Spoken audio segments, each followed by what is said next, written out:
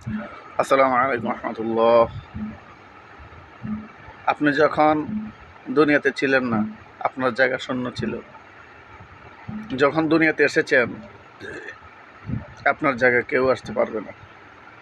আপনার জায়গায় আপনিই থাকবেন। আপনার কর্ম আপনার সাথেই যাবে, আপনার ব্যবহার আপনার সাথেই যাবে। আপনার জায়গায় আলোচনা আসতে পারবে না। এরকমই আপনার কবরেও কে যেতে পারবে না। একটা তেমন রাখবেন, দুনিয়াতে আছেন, কাউকে ভয় পেয়ে থাকবেন না, কারো কাছে মাথা নত করবেন না, একমাত্র আল্লাহর কাছে মাথা নত করবেন। আপনি যদি আল্লাহর কাছে মাথা নত না করেন, তাহলে আল্লাহ অনেক কিছুর কাছে মাথা নত করাই ছাড়বে। দেখুন না, কেউ মাজার সেজদা দেয়, কেউ মূর্তিকে সেজদা দেয়, কেউ গাছকে সেজদা দেয়। এক আল্লাহর কাছে সেজদা করুন, মাথা নত করুন, সকল কিছু সুপর্দ করুন, ওনার আইন মোতাবেক চলুন, তাহলে আপনার সকল ফায়সালা আল্লাহ তালাই করে দিবে। আমি আপনি নামাজ না পড়ে এবং আল্লাহর কাম না করে, রসুলের আদর্শ মোতাবেক না চলে যদি কোনো কিছু করি, তাহলে অনেক কামাই করতে পারবো, কিন্তু পেরেশানি লাগিয়ে দেখবে আল্লাহ। পেরেশানি লেগেই থাকবে, পেরেশানি ছাড়া থাকবে না। একটা তো মনে রাখবেন, দুনিয়াতে আপনার যদি টাকা পয়সা না থাকে, কেউ আপনাকে জিজ্ঞাসা করবে না। আর এরকমই আখেরাতে যদি আপনার নেক না থাকে, আপনাকে আল্লাহ এবং রসুল চিনবে না, সেই জাহান্নামে নিক্ষেপ করবে। এবং আরেকটি কথা বলতে চাই, বড় লোক নামের লোকদেরকে, আপনাদেরকে আল্লাহ তাআলা ধন দৌলত দিয়েছেন কি জন্য? একটা চাকর রাখে কি জন্য জানেন? মনে কষ্ট নেবেন না কেউ। একটা চাকর রাখে যে তুমি আজকে আমার এই দিন এই সময় এটা করবা, ওই সময় এটা করবা। এরকমই আল্লাহ পাক রব্বুল আলামিন আমাকে আপনাকে ধন দৌলত দিয়ে এই করো, এই টাকা দিয়ে এই করো, ওই টাকা দিয়ে ওই করো, এই জমিটা দিয়ে এই করো, এই জমিটা দিয়ে ওই করো, এইটাই বলে আল্লাহ তাআলা। আল্লাহর অনুযায়ী, আল্লাহর আইন অনুযায়ী যদি আমরা না চালাই, গরিবদেরকে সহায়তা না করি, এই ধন দৌলত আপনার আমার কোনো কাজে আসবে না। দান সকাত করি, সঠিক জায়গা দেখে করি।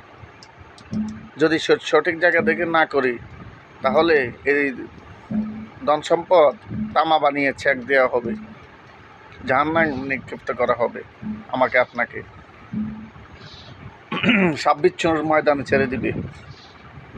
সাবধান হয়ে যাই। একজন গরিব দেখলে হিংসা না করি, তাকে তদন্ত করে চেষ্টা করি তার উপকার করার, অবহেলা না করি, তাকে প্রতিপন্ন না করি। আরেকটা কথা মনে রাখবেন, আপনি যত কোটি টাকায় কামাই করলেন, যদি আপনি ইবাদত না করেন, নামাজ না পড়েন, তাহলে আপনার এই ইবাদত কোনো কাজে আসবে না।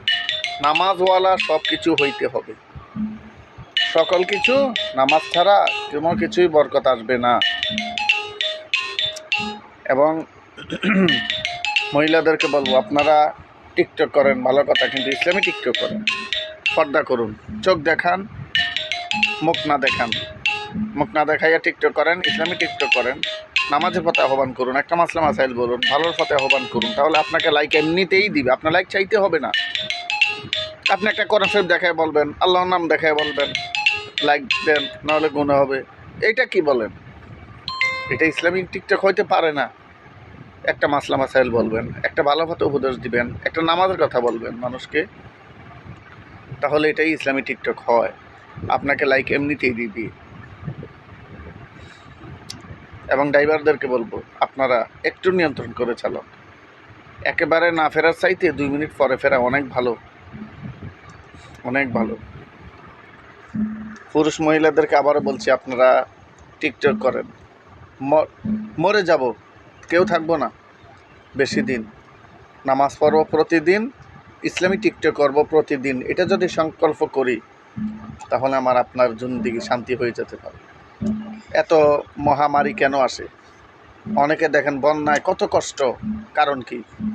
সব আমাদের পাপের ফসল। হলো এক কথা। আরেক কথা হলো, এই যে নদীগুলোতে বালুর ব্যবসা করছে, এ বালুর ব্যবসা বন্ধ করে দিন, একেবারে চিরতর বন্ধ করে দিন। এদিক দিয়ে বালু তুলছে, আরেক দিক দিয়ে বাড়িঘর ধ্বংস হয়ে যাচ্ছে। গরিবের 1 লক্ষ টাকা ধ্বংস হইলে আমরা 20-25 হাজার, 10,000, 15,000 টাকা দিয়া সরকারের সাইডে দেয়। আরে হ্যার যে জমি জামা, বাড়ি ঘর, সন্তান, গরু ছাগল সব কিছু ধন সম্পদ সব শেষ হয়ে গেল, সেদিকে লক্ষ্য রেখেছি? রাখি না।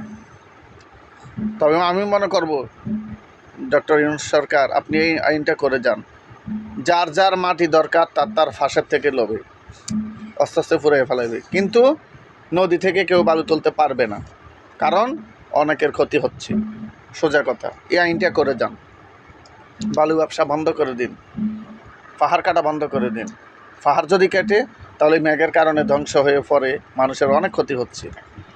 কারণ কি, আমরা যদি ঠিক হয়ে যাই, সোনার বাংলা করতে দেরি হবে না, আল্লাহ পাকের রহমত পেতেও দেরি হবে না। রসুলের আইন মোতাবেক, আল্লাহর আইন মোতাবেক চলি, জীবন গড়ি, সুন্দর হই, আল্লাহ তাআলা আমাদেরকে শান্তি দিতে বাধ্য।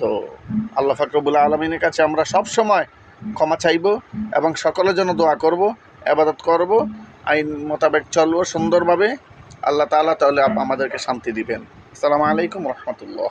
এবং রাজনৈতিক নেতাদেরকে বলবো, আপনারা এক হয়ে যান, সুন্দরভাবে দেশ চালান, চেষ্টা করেন। ইনশাল্লাহ নির্বাচন না করবেন না, আসবে, নির্বাচন আসবেই।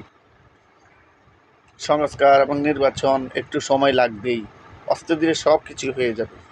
ইউনূস সরকার থাকার জন্য আসে নাই, উনি আমাদের ভালোর জন্য চাচ্ছেন। উনি বিভিন্ন রাষ্ট্রে যাইয়া আমাদের অনেক কিছু সুবিধা করতেছেন। একটু সুন্দরভাবে ওনার পাশে থাকি, তাহলে উনিও সুন্দরভাবে আমাদেরকে সোনার বাংলা উপহার দিতে বাধ্য হবে। তারেক রহমানকে বলবো, আপনাদের দলের লোকদেরকে আপনি সামলান, কি বলছে কি করছে এগুলি, যারা বিশৃঙ্খলা কথাবার্তা বলছে, বিশৃঙ্খলা কাজ কারবার করছে, একটু সামলান, তাদেরকে দল থেকে বহিষ্কার করুন, সোজা হয়ে যাওয়ার জন্য বলুন। না হয় বাংলার জাতি 24 সালে ফ্যাসিস্টকে বাদ দিয়েছে, বিএনপিকে বাদ দিতেও সময় লাগবে না। আল্লাহ পাক রব্বুল আলামিন সকলকে হেদায়েত দান করুক এবং শান্তি করুক, এটাই কামনা। এবং দোয়া চাই, দোয়া করি, কেউ মনে কষ্ট নেবেন না, কারণ সঠিক কথাগুলি যদি আমরা না বলি, আল্লাহ পাক রব্বুল আলামিনের কাছে আমরা দায়বদ্ধ থাকব। আসসালামু আলাইকুম রহমতুল্লাহ। সবাইকে ভালো নজরে দেখুন, নামাজের আহ্বান করুন, ভালোর পথে আহ্বান করুন, শান্তিময় বাংলা গড়ুন, শান্তিময় সারা বিশ্ব গড়ুন। আসসালামু আলাইকুম রহমতুল্লাহ। সবাইকে শেয়ার করে দিবেন। আর আমি লাইক পাওয়ার জন্য ভিডিও করি না, লাইক আপনাদের ইচ্ছা, আপনারা শেয়ার করে দিবেন, একজন অপরজনকে ভালো পথে আহ্বান করবেন, এটাই আমার শেষ কথা। আসসালামু আলাইকুম রহমতুল্লাহ।